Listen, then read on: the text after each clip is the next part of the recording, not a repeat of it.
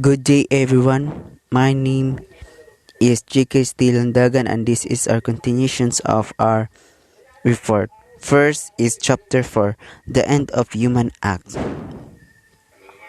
The end of human act.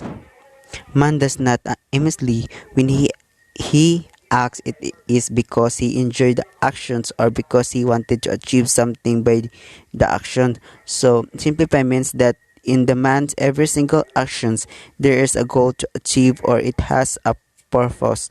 So the end of an act, purpose or goal of an act is the result of our outcomes and end end of the act is the natural termination of an activity. So example, the end of eating is nourishment, that that of reading is comprehensions, that of basketball is scrolling a goal, and that of jogging is physical exercise. So end of door is the personal purpose of the personal performing the act. Example, he who eats aims to satisfy his hunger, the reader to relax himself, the basketball player to win the game, and the jogger to maintain the physical fitness. So there are two kind of end. Number one, proximate or remote end. So proximate end is the purpose who which a door wishes to accomplish immediately by his actions. Remote end is the purpose which is a door wishes accomplishment is a serious action. Example, the approximate end of eating is the satisfactions or of hunger. It's remote and it is the promotions of healthy. So number two, and intermediate or ultimate end. Ultimate end is the purpose which is the desire of for its own sake and not because of something else. Intermediate end is the purpose which is desire of a means for obtaining another thing. Example, a student may assign his graduation as the ultimate end. The intermediate end is this case would consist in all of those activities leading toward graduation.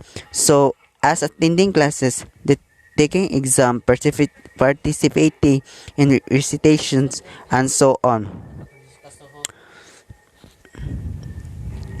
So, action and motivation. There are three action and motivations. Number one, every agent that perform an actions acts for sake of an ends or purpose to be attainment. So in every action that was made, there is a purpose that you see in the end. Number two, every agent acts toward an ultimate end. So everyone want to have something for himself toward their hard works at last. So number three, every agent has the power to move himself toward and which be find sustainable for him. So so it's up to us to choose an end that we think was sustainable for us. Good day everyone. My name is Wilbert Ipag. This is my report. End as something good. Apparent good. Man has natural aversion to evil.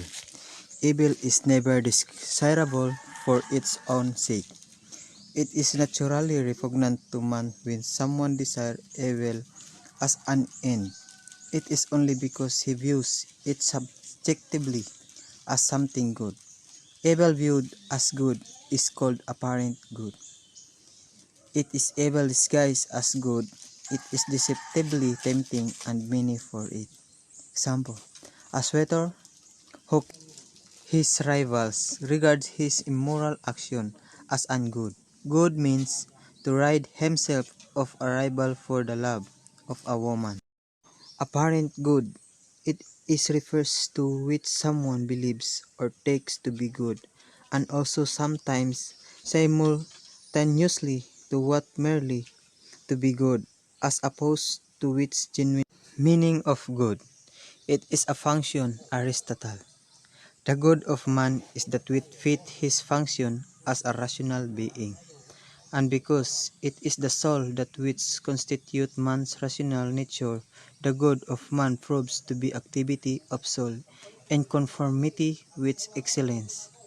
And if there is more than one excellence, it will be the best and the most complete of needs are those goods which are essential to man as man.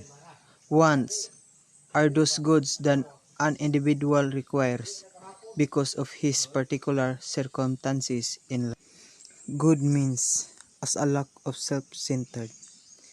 It means the ability to empathize with other people, to feel compassion for them and to put their needs before your own. It means if necessary sacrificing your own well-being for the sake of others. Even people are those who are unable to empathize with others. As a human being, we need to help other people. According to Aristotle, happiness and having a good life is about virtue. He considered the ends of human to be the good life is having a happiness or prosperity which can be accomplished by living a life according to virtue, which is achieved by continually living in a virtuous manner or living with high moral standards. Kinds of good: essential and accidental good. Essential good needs, example, food, shelter, health, knowledge, virtue, and life. It is called as perfective because they contribute to the integral perfection of man. Accidental good, wants, example, money, car, good name, academic degree, power. It is called as non-perfective because they merely contribute to the external worth or appearance of a person. Number 2. Real and apparent good. Real good. Intrinsic value. It possesses qualities rendering it fitting or desirable. It includes both essential and accidental good. Example, good act and habit, parents and parenthood, pleasure and joy, work and pleasure. Apparent good, actually an evil things, but is viewed as good under certain aspects. Example, disease, sadness, death, worry, crime. Real good or happiness is being with the people, your love and your care, being what you want with loved ones, helping others, having fun and being with God, every time also being loved by someone and not being hurt, being able to make your dreams come true and also being a good human of the nature. Number 3. Perfective and non-perfective good.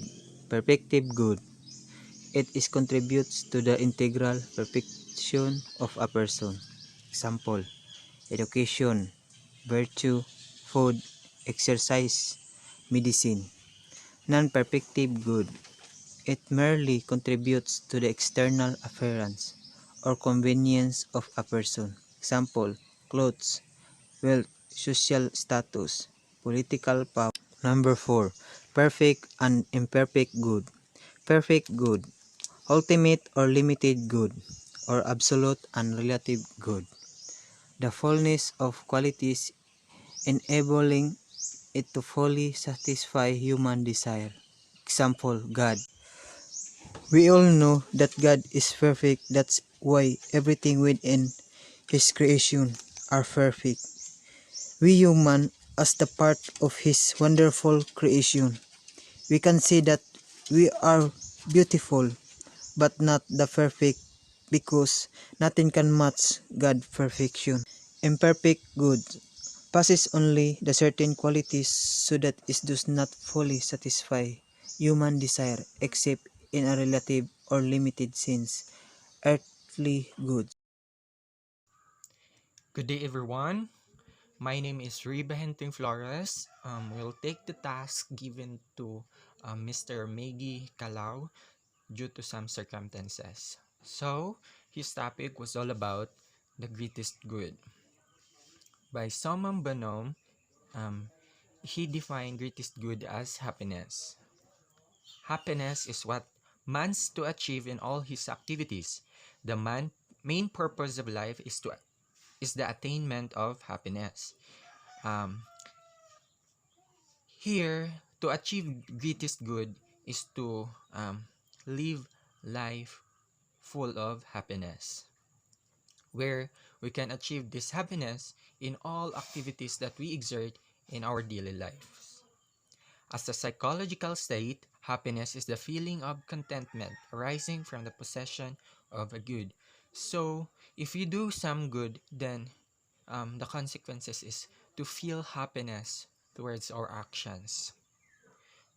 But what is the greatest good? These are the some errors um, about happiness. First is some people give the impressions that money or wealth can buy happiness.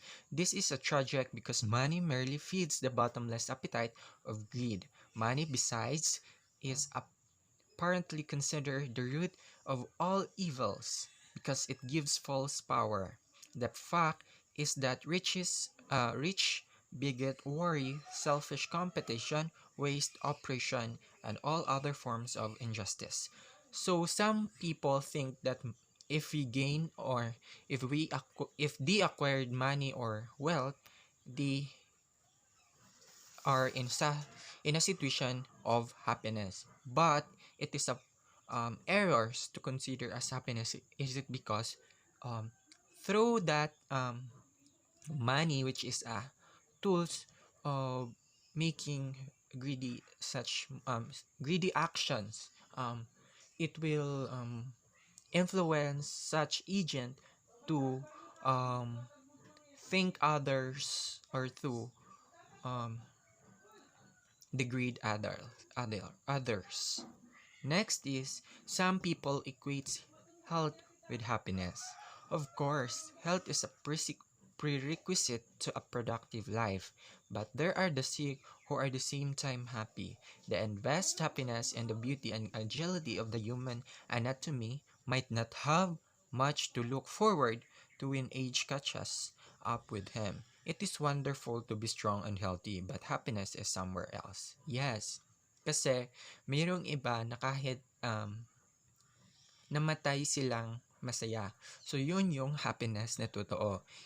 It is not happiness, it equates health. If we possess good health, doesn't mean that it is true. It is equivalent or equal to the real happiness. Kasi, as what I have said, there are people who um, who are happy of what or any conditions they had.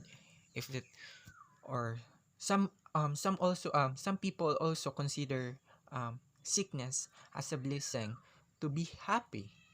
Meron yung ganon kasi it is differ from our mindset. Some people have a positive mindset in what a life they had, and some people who possess good health and may negative outlook towards their life. So um, happiness doesn't equate with our health. Next is some people vainly seeks happiness in earthly pleasure, but one may not indulge in all the pleasure of this world without ending up with pain. Of course, earthly pleasure is this is what temporal, um, temporal, temporary, um, temporary lang. Earthly pleasure is temporary lang. So, hindi siya makakonsider na happiness. It is not the greatest good we could have. The the benefits of our this earthly pleasure wouldn't hindi siya maglalast kasi nga it just a temporary. Hindi dapat tayo um, makulong or malulong, ma-addict sa mga temporaryong bagay lang. So next is, certain people cling to the public image as if God Himself was made after illusion.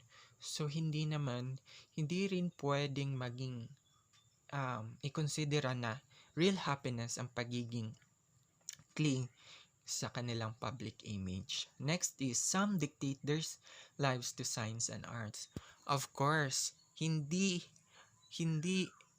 happiness, hindi real happiness ang ang pagiging or pagkakaroon ng contentments or relations towards our science and arts kasi nga temporary lang yun.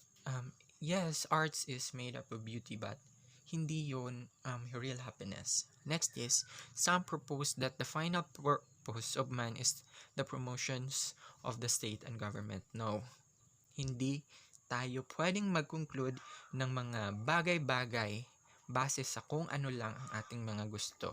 So, hindi rin yon pwedeng makonsider as the greatest good. So, next is natural and supernatural happiness. So, these are the two types of happiness that we could feel. It could be natural happiness or supernatural happiness. Natural happiness is that which is attainable by man through the use of his natural powers. So it is the natural happiness. It could achieve by a person through his natural ways. Supernatural happiness is that which is attainable by man through the use of natural happiness as well as this. These are informed and aided by God infusions of grace. So supernatural, it is more than natural. It is the combinations of God grace and ourselves. It is the fusions between God's grace and our personal ways.